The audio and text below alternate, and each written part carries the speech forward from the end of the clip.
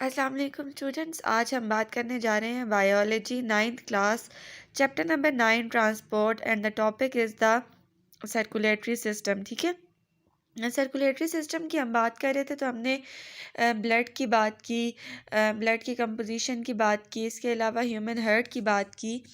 आज हम cardiac cycle की बात करते हैं कि कार्डियक साइकिल जो है वो क्या है। ठीक है, कार्डियक साइकिल या हार्ट बीट की फ़र्स्ट ऑफ ऑल डेफिनेशन की बात करते हैं। The complete sequence of events in a heart from the beginning of one beat to the beginning of following beat.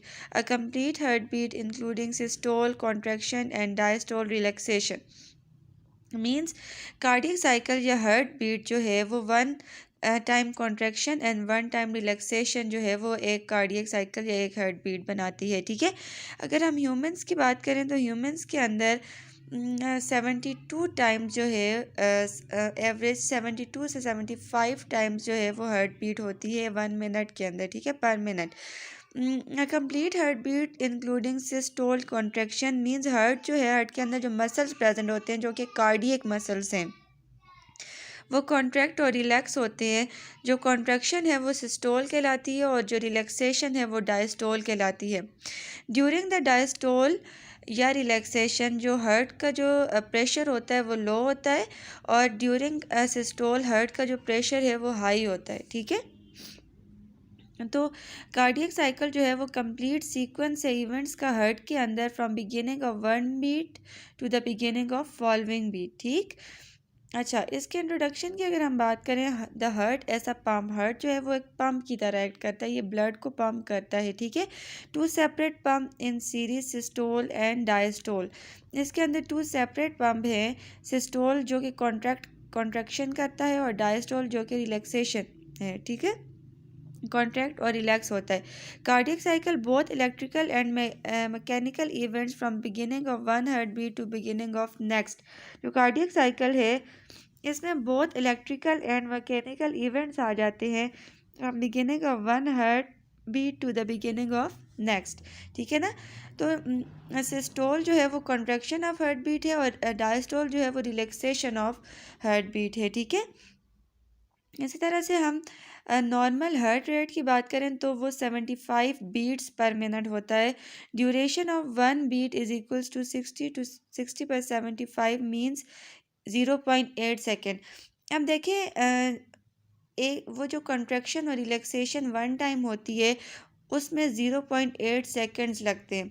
ठीक है ना, और 1 मिनट के अंदर 75 टाइम्स पर बीट है। ठीक है, इसकी अगर हम बात करें तो 0.8 सेकेंड वो किस तरह से करते हैं। देखें, जो रिलैक्सेशन स्टेट होता है, मैं आपको पहले भी बता चुकी हूँ, रिलैक्सेशन स्टेट जो है वो डायस्टोल है। ठीक है, डायस्टोल में जो ब्लड का प्रेशर है वो लो होता है तो टाइम जो है वो 0.4 सेकेंड लगता है। ठीक है, इसी तरह से अगर हम कॉन्ट्रैक्शन की बात करें जो कि सिस्टोल है, तो उसमें प्रेशर हाई होता है। उसमें दो तरह की कॉन्ट्रैक्शन या सिस्टोल होता है, एक जो है वो एट्रियम सिस्टोल, दूसरा वेंट्रिकल सिस्टोल। एट्रियम सिस्टोल जो है उसमें 0.1 सेकेंड इन्वॉल्व होते हैं, जबकि वेंट्रिकल सिस्टोल में जो है वो 0.3 सेकेंड जो है वो इन्वॉल्व होते हैं, तो टोटल 0.8 सेकेंड इन्वॉल्व होते हैं। ठीक, एट्रियल साइकिल 0.1, ये इसमें सबसे ज़्यादा ब्लड का जो प्रेशर है वो सबसे ज़्यादा हाई होता है। ठीक है,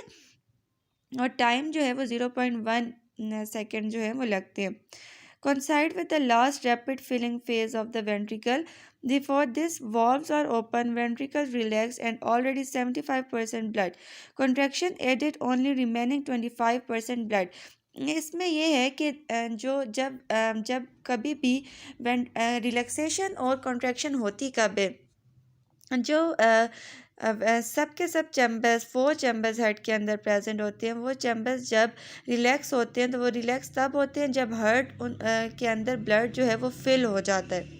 ठीक है, जब ब्लड फिल हो जाता है तो 4 चैम्बर्स जो हैं वो रिलैक्स हो जाते हैं। इसी तरह से ये चैम्बर्स कॉन्ट्रैक्ट होते हैं जब ब्लड एक चैम्बर से दूसरे चैम्बर में जाता है, तो तब वो वाला चैम्बर जो है वो कॉन्ट्रैक्ट होता है और उसको सिस्टोल कहा जाता है। ठीक है, इसके बाद अगर हम सर्कुलेटरी सिस्टम में ही ब्लड वेसल्स की बात करें तो ब्लड वेसल जो है वो ब्लड को हार्ट से पूरी बॉडी के अंदर और पूरी बॉडी से ब्लड को हार्ट के अंदर जो है वो सर्कुलेट करवाती हैं, ठीक है। ब्लड वेसल्स की अगर हम बात करें तो इसकी हमारे पास 3 टाइप्स होती हैं, आर्टरीज, वेन्स और कैपिलरीज, ठीक है ना। आर्टरीज की अगर हम बात करें तो आर्टरीज जो हैं वो कैरी करती हैं ब्लड को away from the heart, means arteries जो हैं वो ब्लड को हार्ट से रिसीव करती हैं और पूरी बॉडी में सर्कुलेट करवाती हैं। एओर्टा जो है वो बिगेस्ट आर्टरी होती है, उसके ज़रिए पूरी बॉडी के अंदर ब्लड सर्कुलेट करता है, ठीक है। और आर्टरीज जो है वो ऑक्सीजनेटेड ब्लड को पूरी बॉडी के अंदर सर्कुलेट करवाती हैं, सिवाय पल्मोनरी आर्टरी के, जो कि डीऑक्सीजनेटेड ब्लड लंग्स को लेकर जाती है, ठीक है। इसी तरह वेन्स का फंक्शन ऑपोजिट होता है आर्टरी से, ये ब्लड को कैरी करती हैं टुवर्ड्स द हार्ट, यानी कि सारी बॉडी पार्ट से ब्लड को लेती हैं और हार्ट की तरफ लेकर जाती हैं और वो डीऑक्सीजनेटेड ब्लड होता है, ठीक। सिवाय पल्मोनरी वेन के, जो लंग से ऑक्सीजनेटेड ब्लड को हार्ट तक लेकर आती है। कैपिलरीज की अगर हम बात करें, the most important part of the vascular system, site of exchange of the material, capillaries tissues के अंदर प्रेजेंट होती हैं। ये कनेक्शन प्रोवाइड करती हैं आर्टरीज और वेन्स का। इसके अलावा एक्सचेंज ऑफ मटेरियल में भी इन्वॉल्व होती हैं। ब्लड के अंदर फूड मिक्स होता है या गैसेस का एक्सचेंज जो होता है वो कैपिलरीज की वजह से होता है, ठीक। कैपिलरीज की वजह से ही एक्सचेंज ऑफ मटेरियल जो है वो ब्लड के अंदर जो है वो पॉसिबल होता है, ठीक है ना। आर्टरीज जो हैं वो blood from heart strong and elastic होती हैं, conduct blood to capillaries, blood को कैपिलरीज तक भी कंडक्ट करती हैं और स्फिंक्टर्स में प्रेजेंट होती हैं, ठीक। Capillaries exchange with the cells. Veins की अगर हम बात करें, वेंस जो हैं वो ब्लड को हार्ट की तरफ रिटर्न करती हैं और इसमें वॉल्व प्रेजेंट होते हैं। अब हार्ट के अंदर 4 वॉल्व प्रेजेंट होते हैं, bicuspid, tricuspid, pulmonary semilunar valve और एओर्टा सेमिलुनर वॉल्व। जिस वक्त कस्पिड वॉल्व मीन बाइकस्पिड और ट्राइकस्पिड वॉल्व क्लोज हो जाते हैं तो उस वक्त जो आवाज़ आती है वो है लब की, ठीक है। और इसी तरह से जब सेमिलुनर वॉल्व जो हैं वो क्लोज हो जाते हैं तो आवाज़ आती है डब की, लब और डब की आवाज़ आती है हार्ट बीट में, ठीक है। ये हमारे पास आर्टरीज का स्ट्रक्चर है और ये हमारे पास वेन्स का स्ट्रक्चर है। इन दोनों में फ्लूइड प्रेजेंट होता है जिसे ल्यूमेन कहा जाता है, ठीक।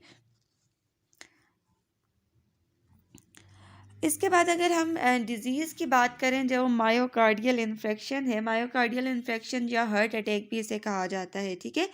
Myocardial infection is defined as a disease condition which is caused by reduced blood flow in a coronary artery due to arteriosclerosis and occlusion of an artery by the embolus of thrombus, ठीक है।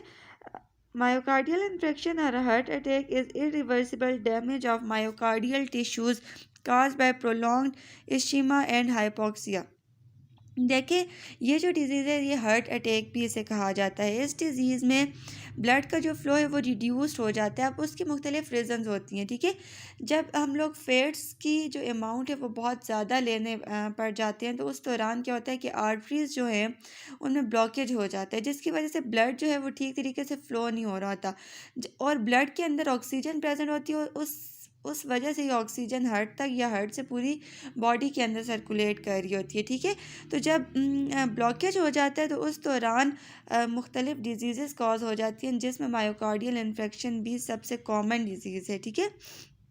इसके अगर हम factors की बात करें तो obesity, मोटापा है, आर्थियोस्क्लेरोसिस, नर्विंग ऑफ ल्यूमेन, ल्यूमेन जो अंदर का पोर्शन होता है या जो फ्लूइड होता है आर्टरीज और वेन्स का वो नैरो हो जाता है, ठीक है। Insufficient blood flow to myocardium, oxygen demand of myocardial cells creates an oxygen deficient, oxygen की डेफिशिएंसी हो जाती है, myocardial cell death, CKMB troponin released, inflammation हो जाती है, स्वेलिंग, फीवर हो जाता है, ठीक है। ये उसके कुछ कॉजेज़ हैं या फैक्टर्स हैं, ठीक है। अच्छा, अब अगर यही मायोकार्डियल इन्फेक्शन की हम बात करें तो मोस्टली जो मायोकार्डियल इन्फेक्शन है वो आर्टरीज और वेंस के में जो ब्लॉकेज हो जाती है उसकी वजह से होता है, और ये प्रॉपर डाइट ना होने की वजह से होता है। इसके अलावा स्ट्रेस या टेंशन की वजह से भी मायोकार्डियल इन्फेक्शन होता है। इसकी ट्रीटमेंट के लिए पहले तो मेडिसिन दी जाती हैं, अगर मेडिसिन से क्योर ना हो तो उस दौरान फिर सर्जरीज की जाती हैं, हार्ट सर्जरी या बाईपास जो है वो किया जाता है। ठीक है, तो आज हमने सर्कुलेटरी सिस्टम के बारे में पढ़ा, जिसमें हमने ब्लड वेसल्स और कार्डियक साइकिल और मायोकार्डियल इन्फेक्शन के बारे में पढ़ा। Hopefully you understand it. Thank you.